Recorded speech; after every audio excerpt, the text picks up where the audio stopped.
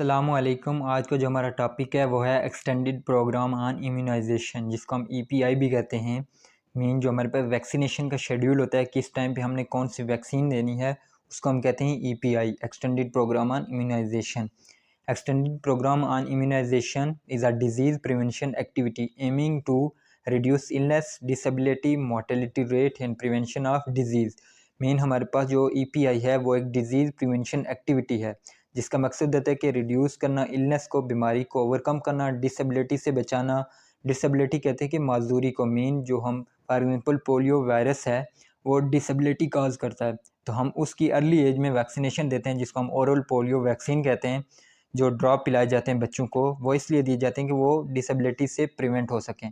फिर आता है मोर्टेलिटी रेट, मीन के डेथ रेट, जो बीमारी हुई है उसकी वजह से डेथ रेट कितना हुआ है उसको ओवरकम करने के लिए। तो जब हम वैक्सीनेशन देंगे, डिजीज़ को प्रिवेंट करेंगे, डिजीज़ काज होने से बचाएंगे, तो हमारे पास ऑटोमेटिक जो होगा डेथ रेट वो कम होगा, और इसी तरह प्रिवेंशन ऑफ डिजीज़ के लिए। फिर हमारे पास आती हैं डिफरेंट डिजीज़ जो स्पेशली पाकिस्तान में जिनके लिए वैक्सीनेशन अर्ली एज में दी जाती है, वो हमारे पास डिफरेंट हैं, जिनमें सबसे पहले आता है टीबी, फिर पोलियो, हेपेटाइटिस ए, डिप्थीरिया की disease, pneumonia, hepatitis B, chicken pox, measles, mumps, rubella और डायरिया वगैरह के लिए हमारे पास जो वैक्सीनेशन पाकिस्तान में दी जाती है, ये वो डिफरेंट डिजीज़ हैं जिनके लिए हम अर्ली एज में वैक्सीनेशन करवाते हैं। फिर हमारे पास आता है EPI in Pakistan, extended programme of immunization in Pakistan. Mean कि जो पाकिस्तान में शेड्यूल फॉलो किया जाता है वैक्सीनेशन का, वो क्या है। तो जो हमारे पास सबसे पहले इसमें हम देखेंगे एज, फिर नेम ऑफ़ वैक्सीन, डोज और रूट ऑफ एडमिनिस्ट्रेशन। तो at a time of birth हमारे पास बच्चे को 2 वैक्सीन लगती हैं, जिसमें हमारे पास पहली आती है बैसिलस कैलिमेट ग्यूरिन, जिसको हम बीसीजी कहते हैं, और दूसरी हमारे पास ओरल पोलियो वैक्सीन आती है। इनकी डोज़ हमारे पास बीसीजी की डोज़ 3 मंथ तक हमारे पास 0.5 ml होगी, 0.5 ml, और जो 3 मंथ के बाद होगी 3 से 6 तक, वो हमारे पास 0.1 ml होगी, और इसके लिए रूट हमारे पास होगा इंट्राडर्मल। फिर सेकंड जो है हमारे पास ओरल पोलियो वैक्सीन, जिसके 2 ड्रॉप्स होगी डोज, और इसका रूट होगा पर ओरल। सेकंड पे हमारे पास आती है 6 वीक के बाद जो वैक्सीनेशन होती है, उसमें हमारे पास 3 आती है। एक आती है डिप्थीरिया के लिए, हेपेटाइटिस बी के लिए और हीमोफिलस इन्फ्लुएंजा टाइप बी के लिए। सेकंड हमारे पास ओरल पोलियो वैक्सीन, और थर्ड पे हमारे पास आती है पीसीवी। पीसीवी हम देते हैं निमोनिया की प्रिवेंशन के लिए। इसकी जो डोज होंगी, और डिप्थीरिया और जो हेपेटाइटिस बी वगैरह है उसके लिए हमारे पास 0.5 ml, ओरल पोलियो वैक्सीन के हमारे पास 2 ड्रॉप्स, और पीसीवी हमारे पास 0.5 ml। रूट हमारे पास जो पीसीवी और डिप्थीरिया के लिए होगा वो इंट्रामस्कुलर होगा, और जो पोलियो के लिए होगा वो हमारे पास ओरल होगा। फिर हमारे पास आता है थर्ड पे जो 10th वीक के बाद वैक्सीनेशन होगी, वो हमारे पास 4 आती हैं, जिसमें पहली है डिप्थीरिया, हेपेटाइटिस बी और इन्फ्लुएंजा टाइप बी। फिर हमारे पास second oral polio vaccine, PCV और रूटा वायरस।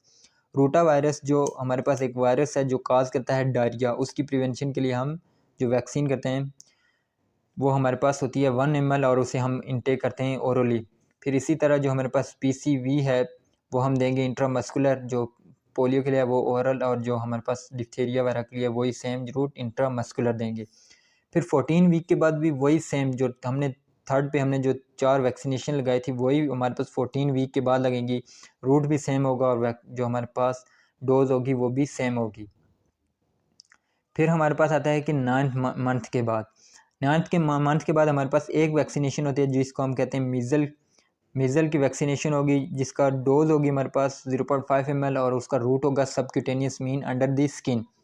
फिर 6 नंबर पे आती है कि 1 साल बाद 12 मंथ, उसमें हमारे पास 2 वैक्सीनेशन है, एक हेपेटाइटिस बी ए के लिए और एक चिकन पॉक्स के लिए। दोनों का जो डोज है वो 0.5 ml है, और जो हमारे पास हेपेटाइटिस ए के लिए उसके लिए हमारे पास जो रूट ऑफ एडमिनिस्ट्रेशन है वो इंट्रामस्कुलर, और चिकन पॉक्स के लिए सबक्यूटेनियस।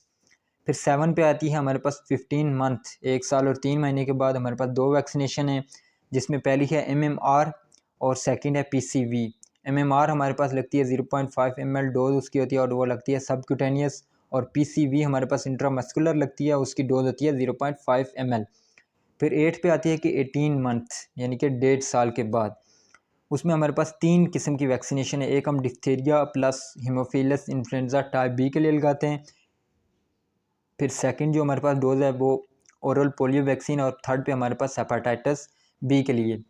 जो हमारे पास डिप्थीरिया के लिए होगी उसके लिए हम रूट देंगे जो हमारे पास इंट्रामस्कुलर होगा और उसकी डोज होगी 0.5 ml। फिर पोलियो के हम 2 कतरे देंगे और वो हम रूट होगा पर ओरल। इसी तरह हेपेटाइटिस बी की जो ए की होगी वो 0.5 ml और रूट उसका होगा इंट्रामस्कुलर। फिर 9th पे हमारे पास आता है कि जो ग्रेटर देन 2 ईयर उसके लिए हम एक ही वैक्सीनेशन जो जब 2 साल से बढ़ जाएगा चाइल्ड कोई भी, तो उसको हम वैक्सीनेशन लगाते हैं टाइफाइड की। उसकी डोज होती है 0.5 ml, रूट होता है उसका इंट्रामस्कुलर। फिर 10th पे हमारे पास 4 से 5 साल तक वैक्सीनेशन होती है। 3 वैक्सीनेशन होती है जिसमें एक डिप्थीरिया की, चिकन पॉक्स की और ओरल पोलियो वैक्सीन। जो हमारे पास चिकन पॉक्स और डिप्थीरिया की उसकी डोज होगी हमारे पास 0.5 ml और जो पोलियो के लिए होगी उसके लिए 2 ड्रॉप्स। रूट ऑफ एडमिनिस्ट्रेशन में हमारे पास डिप्थीरिया के लिए इंट्रामस्कुलर, चिकन पॉक्स के लिए सबक्यूटेनियस और पोलियो के लिए पर ओरल।